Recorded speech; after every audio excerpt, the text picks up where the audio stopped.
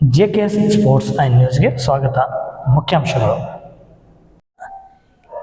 ಇದೀಗ ನಾವು ಕೊಪ್ಪಳ ಜಿಲ್ಲೆಯ ಹಿರಿಯ ಖ್ಯಾತ ಕರಾಟೆ ಶಿಕ್ಷಕರಾದಂತಹ ರಾಜಾ ಬಕ್ಷಿ ಸರ್ ಇವರೊಂದಿಗೆ ನಾವು ಬಂದಿದ್ದೇವೆ. ಸರ್ ನಮಸ್ಕಾರ, ತಮಗೂ ಈ ಕಾರ್ಯಕ್ರಮಕ್ಕೆ ಸ್ವಾಗತ. ನಮಸ್ಕಾರ ಸರ್, ತಾವು ಈ ಕರಾಟೆಯಲ್ಲಿ ಎಷ್ಟು ವರ್ಷದಿಂದ ಸೇವೆಯನ್ನು ಸಲ್ಲಿಸ್ತಾ ಇದ್ರಿ ಸರ್? 91ರಿಂದ ನಾನು ಈ ಲೈನಲ್ಲಿರೋದು. ಆ ಮುಂಚೆ ಕಲಿತಾ ಇದ್ದೆ. 91ರಿಂದ ನಾನು ಮೇಸ್ಟ್ರಾಗಿ ಕೆಲಸ ಮಾಡ್ತಾ ಇದ್ದೀನಿ. ಮಧ್ಯದಲ್ಲಿ ಒಂದು 10 ವರ್ಷ ಗ್ಯಾಪ್ ಆಗಿತ್ತು. ಅಂದರೆ ಹೊರಗಡೆ ಕ್ಲಾಸಸ್ ಮಾಡೋದನ್ನು ಬಿಟ್ಟು ಸುಮ್ಮನೆ ನನ್ನ ಪಾಡಿಗೆ ನಾನು ಮಾತ್ರ ಮಾಡ್ಕೊಳ್ತಾ ಇದ್ದೆ. ಮತ್ತು ಕಳೆದೊಂದು 3-4 ವರ್ಷದಿಂದ ಬೇರೆ ನನ್ನೆಲ್ಲ ಹಳೆ ಕೆಲವು ವಿದ್ಯಾರ್ಥಿಗಳ ಜೊತೆಗೆ ಮತ್ತು ಈಗ ಮತ್ತೊಂದು ಹೊಸ ಲೋಕನ್ನು ಪ್ರಾರಂಭ ಮಾಡಿದ್ದೀನಿ. ಸರ್, ತಮ್ಮ ವಿದ್ಯಾರ್ಥಿಗಳು ಎಷ್ಟು ಜನ ಇದ್ದಾರೆ? ಎಲ್ಲೆಲ್ಲಿ ಸೇವೆಯನ್ನು ಸಲ್ಲಿಸ್ತಾ ಇದ್ದಾರೆ?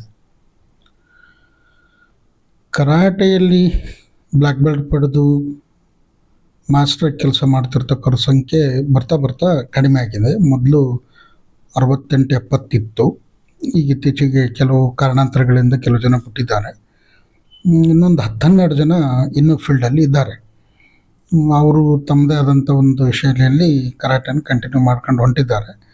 ಬಟ್ ಆ ಸಂದರ್ಭದಲ್ಲಿ ನಮ್ಮ ಕೈಯಲ್ಲಿ ಕಲ್ತಿರ್ತಕ್ಕಂಥ ಕಲರ್ ಬೆಲ್ಟ್ಸ್ ಹುಡುಗರುಗಳು ಸಾವಿರಾರು ಹುಡುಗರು ಈಗೂ ಅವರು ನಮ್ಮನ್ನು ಗುರ್ತು ಹಿಡಿದು ಮಾತಾಡಿಸ್ಬೇಕೆ ಹೊರತು ನಾವಂತೂ ಅವ್ರನ್ನ ಗುರ್ತು ಹಿಡ್ಸೋಕ್ಕಾಗಲ್ಲ.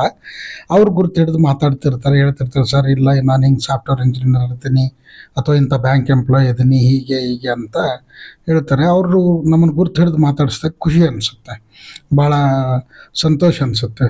ಒಂದು ಉದಾಹರಣೆ ಅಂದರೆ ಈ ನೋಟ್ ಬ್ಯಾನ್ ಸಂದರ್ಭದಲ್ಲಿ ನಾನು ಹೋಗಿ ಕ್ಯೂ ಅಲ್ಲಿ ನಿಂತಿದ್ದೆ ಒಂದು ರಾಷ್ಟ್ರೀಕೃತ ಬ್ಯಾಂಕಲ್ಲಿ.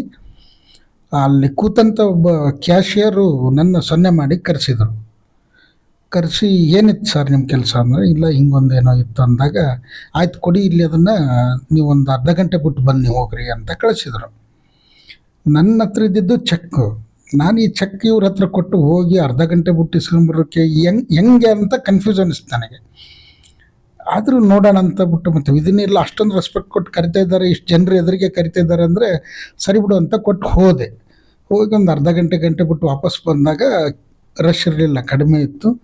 ಕರೆದು ಅದನ್ನು ಅಮೌಂಟ್ ನನ್ನ ಕೈಗೆ ಕೊಟ್ಟು ಕೇಳಿದರು, ಸರ್ ಗುರ್ತು ಹಿಡಿಲಿಲ್ಲ ನನ್ನ ಅಂತ. ಸಾರಿ ಗುರ್ತಿಸ್ಲಿಲ್ಲ ಅಂತ. ಸರ್ ನಾಗರಾಜು ನಿಮ್ಮಲ್ಲಿ ಕರಾಟೆ ಕಲಿಯಕ್ಕೆ ಬರ್ತಿದ್ದೆ.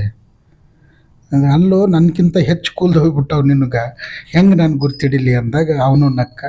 ಸೊ ಈ ಥರದ ಸುಮಾರು ಘಟನೆಗಳಾಗಿದೆ. ಆ ಕಾಲದಲ್ಲಿ ನಮ್ಮ ಕೈಯಲ್ಲಿ ಕಲಿತಿರ್ತಕ್ಕಂಥ ವಿದ್ಯಾರ್ಥಿಗಳು, ನಮ್ಮ ವಿದ್ಯಾರ್ಥಿಗಳ ಶಾಲೆ ಕ್ಲಾಸಲ್ಲಿ ಕಲಿತಿರ್ತಕ್ಕಂಥ ವಿದ್ಯಾರ್ಥಿಗಳ ಸಂಖ್ಯೆ ದೊಡ್ಡದೇ ಇದೆ. ಸೊ ಅದನ್ನೆಲ್ಲ ನೋಡಿದಾಗ ಅವ್ರು ಭೇಟಿ ಆದಾಗ ಆ ಮೆಮೊರಿಗಳನ್ನು ಮಲಕ್ ಹಾಕಿದಾಗ ಖುಷಿ ಅನಿಸುತ್ತೆ. ವಿದ್ಯಾರ್ಥಿ ಮಾತಾಡಿದಾಗ ಖುಷಿನೇ ಬೇರೆ ಆಗುತ್ತೆ. ಇಷ್ಟೆಲ್ಲ ಖುಷಿಗಳನ್ನ ಗಳಿಸಿರುವಂತ ತಾವು, ಆಮೇಲೆ ತಮ್ಮಲ್ಲಿ ಇರುವಂತಹ ಶಿಕ್ಷಕರಿಗೆ ಬೇರೆ ಬೇರೆ ರಂಗದಲ್ಲಿ ಬೇರೆ ಬೇರೆ ಶಾಲೆಗಳಲ್ಲಿ ಕೆಲಸ ಮಾಡ್ತಿದ್ದಾರೆ. ಇದರಿಂದ ಸರ್ಕಾರದಿಂದ ಯಾವುದಾದ್ರೂ ಸವಲತ್ತುಗಳೇನಾದ್ರೂ ಸಿಗ್ತಾ ಇದಾವೆ ಸರ್? ಕರಾಟೆ ರಂಗಕ್ಕೆ ಇದುವರೆಗೂ ಯಾವುದೂ ಆ ಥರದ ಸವಲತ್ತುಗಳು ಇರಲಿಲ್ಲ. ಕಳೆದೊಂದು 4-5 ವರ್ಷದಿಂದ ಒಂದು ಇಷ್ಟರ ಮಟ್ಟಕ್ಕೆ ಪ್ರಾರಂಭ ಆಗಿದೆ. ತೀರಾ ಇನಿಷಿಯಲ್ ಸ್ಟೇಜಲ್ಲಿ ಈಗ ಒಂದು 5 ವರ್ಷದ ಕೆಳಗಡೆ 300, 400, 3,000, 4,000 ರೂಪಾಯಿಗೆಲ್ಲ ಕರಾಟೆ ಕ್ಲಾಸಸ್ಸನ್ನು ತೊಗೊಳ್ರಿ ಅನ್ನೋ ಮಟ್ಟದಲ್ಲಿ ಪ್ರಾರಂಭ ಆಗಿದ್ದು, ಇತ್ತೀಚೆಗೆ ಅದು 12,000, 15,000, 18,000ಕ್ಕೆ ಬಂದಿದೆ. ಮತ್ತು ಕೆಲವು ಡಿಪಾರ್ಟ್ಮೆಂಟಲ್ಲಿ ಕ್ಲಾಸ್ ವೈಸು 700ರಿಂದ 800 ರೂಪಾಯಿವರೆಗೂ ಕೊಡ್ತಾ ಇದ್ದಾರೆ. ಅದು ಒಂಥರ ಖುಷಿ ಅನಿಸುತ್ತೆ. ಯಾಕಂದರೆ ಕರಾಟೆ ಲೋಕದಲ್ಲಿ ಪ್ರೈವೇಟ್ ಕ್ಲಾಸ್ ಮಾಡಿನೇ ಬದುಕಬೇಕು ಅಂತಕ್ಕಂಥದ್ದು ನಿರ್ಮಾಣ ಆಗಿ ಹೋಗಿಬಿಟ್ಟಿತ್ತು. ಸೊ ಅದನ್ನು ಹೊರತುಪಡಿಸಿ ದೇಶದಲ್ಲಿ ಕೆಲವು ಅಹಿತಕರ ಘಟನೆಗಳು ನಡೆದ ನಂತರ ಸರ್ಕಾರ ಇದಕ್ಕೆ ಮುಂದಾಗಿ ಸಪೋರ್ಟ್ ಮಾಡ್ತಾ ಇರೋದು ಖುಷಿ ಅನ್ನಿಸ್ತಾ ಇದೆ. ಸರ್, ಈಗ ಸರ್ಕಾರ ಈಗ ತಾತ್ಕಾಲಿಕವಾಗಿ ತಮ್ಮನ್ನ ಸೇವೆಯನ್ನು ತಗೊಂತಾ ಇದೆ. ಆದರೆ ಇವರಿಗೆ ಕಡ್ಡಾಯಗೊಳಿಸ್ಲಿಕ್ಕೋಸ್ಕರ ಅಥವಾ ಇನ್ನಷ್ಟು ಅಲ್ಪ ಸಂಬಳವನ್ನು ಹೆಚ್ಚಿಸಲಿಕ್ಕೋಸ್ಕರ ಏನಾದರೂ ತಾವು ಹೇಳಕ್ ಬಯಸ್ತೀರಾ? ಒಂದು, ಸರ್ಕಾರ ಈ ನಿಟ್ಟಿನಲ್ಲಿ ಕೆಲಸ ಪ್ರಾರಂಭಿಸಿದ್ದು ಖುಷಿ. ಮತ್ತು ಎಲ್ಲ ಕರಾಟೆ ಮೇಸ್ಟರ್ಗಳ ಪರವಾಗಿ ನಾನು ಸರ್ಕಾರಕ್ಕೆ ತುಂಬ ಹೃದಯದ ವಂದನೆಗಳನ್ನು ಸಲ್ಲಿಸ್ತೇನೆ.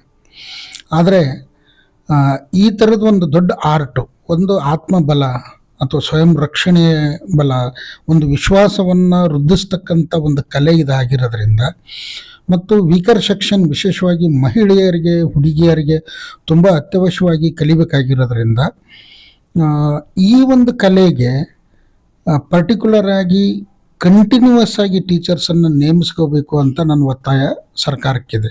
ಅದರ ಜೊತೆಗೆ ಆ ಕೆಲಸ ಮಾಡ್ತಕ್ಕಂಥ ಶಿಕ್ಷಕವೃಂದಕ್ಕೆ ಕನಿಷ್ಠ ವೇತನನ್ನು ನೀಡಬೇಕು ಅನ್ನೋದು ನನ್ನ ಆಸೆ. ಸರ್, ಇನ್ನೊಂದು ಪ್ರಶ್ನೆ. ಕೆಲವೊಂದು ಕಡೆ ಕೇಳಿ ಬರ್ತಾ ಇದೆ, ಮಹಿಳೆಯರಿಗೆ ಮಾತ್ರ ಆಯ್ಕೆ ಮಾಡ್ಕೋಬೇಕು ಈ RMS ಯೋಜನೆಗಳಲ್ಲಿ. ಆಮೇಲೆ ವಸತಿ ಶಾಲೆಯಲ್ಲಿ ಸಹ ಕೂಡ ಕರಾಟೆ ತರಬೇತಿಯನ್ನು ಪ್ರಾರಂಭಿಸಿದ್ದಾರೆ. ಆದ್ರೆ ಹಿರಿಯ ಕರಾಟೆ ಶಿಕ್ಷಕರಿಗೆ ಮತ್ತು ಹಿರಿಯ ಮಹಿಳಾ ಕರಾಟೆ ಶಿಕ್ಷಕರಿಗೆ ಅನ್ಯಾಯ ಆಗ್ತಾ ಇದೆ ಅಂತ ಕೇಳಿಸ್ತಾ ಇದೆ. ಹೌದು, ಅದು ಒಂದು ಹಂತಕ್ಕೆ ನಡೀತಾ ಇದೆ. ಏನಂದರೆ, ಮಹಿಳಾ ಶಿಕ್ಷಕರು ಊರು ಬಿಟ್ಟು ಹೊರಗಡೆ ಹೋಗಿ ಬೇರೆ ಬೇರೆ ಹಳ್ಳಿಗಳಲ್ಲಿ ಇಂಟೀರಿಯರ್ ಪ್ಲೇಸ್ಗಳಿಗೆ ಮತ್ತು ಈ ಕರಾಟೆಯನ್ನು ಕಲಿಸ್ಲಿಕ್ಕೆ ನಿಗದಿ ಮಾಡಿದ ಅವಧಿಯಲ್ಲಿ ಹೋಗಿ ಕ್ಲಾಸ್ ತೊಗೊಂಬರೋದು ಸ್ವಲ್ಪ ಕಷ್ಟ ಸಾಧ್ಯ. ಯಾಕಂದರೆ ಅವರು ಆಲ್ರೆಡಿ ತಮ್ಮ ಫ್ಯಾಮಿಲಿ ಬ್ಯಾಕ್ಗ್ರೌಂಡು, ಮನೆತನ, ಮಕ್ಕಳು ಎಲ್ಲರನ್ನೂ ಮೇಂಟೈನ್ ಮಾಡಿಕೊಂಡು, ಗಂಡನ ನೋಡಿಕೊಂಡು, ಮನೆಯವ್ರು ನೋಡ್ಕೊಂಡು ಹೋಗಿ ಈ ಥರ ಮಾಡೋದು ಈ ನಮ್ಮ ಸಮಾಜದಲ್ಲಿ ಆ ಥರದ ಅವಕಾಶಗಳು ಇರ್ತಕ್ಕಂಥ ಮಹಿಳೆಯರು ಸಿಗೋದು ತುಂಬ ಕಷ್ಟ. ಒಂದನೇದ್ದು. ಈಗ ಮಹಿಳೆಯರಿಗೆ ಕಲಿಸೋದಿರೋದ್ರಿಂದ, ಹುಡುಗಿಯರಿಗೆ ಇರೋದ್ರಿಂದ ಮಹಿಳೆಯರಿಗೆ ಆದ್ಯತೆ ಮೇಲಿಗೆ ನೀವು ತಗೊಳ್ರಿ. ಮಹಿಳಾ ಶಿಕ್ಷಕರಿದ್ದರೆ ತಗೊಳ್ಳಿ, ನಮ್ದು ಅಭ್ಯಂತರ ಇಲ್ಲ. ಅದರ ಜಾಗದಲ್ಲಿ ಪುರುಷ ಶಿಕ್ಷಕರಿಗಿನ ಅವಕಾಶ ಕೊಡ್ತಾ ಇದ್ದಾರೆ ಕೆಲವು ಹತ್ರ. ಅದು ಮುಂದುವರಿಲಿ ಮತ್ತು ಬೆಳೀಲಿ ಅಂತ ನಾನು ಬಯಸ್ತೇನೆ. ಸರ್, ಏನಿಲ್ಲ, ತಾವು ಇಷ್ಟೆಲ್ಲ ಮಾಡ್ತಾ ಇದ್ರಿ, ಈಗ ಹೋಗ್ತಾ ಇದ್ರಿ, ಬರ್ತಾ ಇದ್ರಿ, ಆಮೇಲೆ ಮುಂದಿನ ಜೀವನಕ್ಕೋಸ್ಕರ ತಮ್ಗೆ ಏನಾದ್ರು ಪಿಂಚಣಿಯ ರೀತಿಯಲ್ಲಿ ಏನಾದ್ರು ಸವಲತ್ತು ಏನಾದ್ರು ಸಿಗ್ತಾ ಇದೆ? ಇಲ್ಲ, ಅದು ತುಂಬ ದೂರದ ಮಾತು.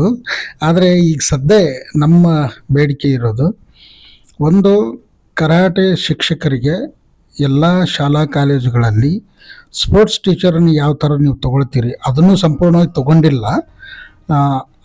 ಕಂಟಿನ್ಯೂಯಸ್ ಆಗಿ ಪ್ರತಿ ವರ್ಷ ಪ್ರತಿ ಮಕ್ಕಳಿಗೂ ಕಲಿಸ್ಲಿಕ್ಕೆ ಅವಕಾಶ ಮಾಡ್ತಕ್ಕಂಥ ಒಂದು ಶಿಕ್ಷಕರ ನೇಮಕ ಮಾಡ್ತಕ್ಕಂಥ ಪ್ರಕ್ರಿಯೆ ಮುಂದಾಗಬೇಕು. ಮತ್ತು ಮಿನಿಮಮ್ ವೇಜಸ್ನ ಆ್ಯಕ್ಟ್ ಅಡಿಯಲ್ಲಿ ಆದರೂ ಅವ್ರಿಗೆ ಸಂಬಳವನ್ನು ನೀಡಬೇಕು ಅನ್ನೋದು ನಮ್ಮ ಒಂದು ವಿನಂತಿ.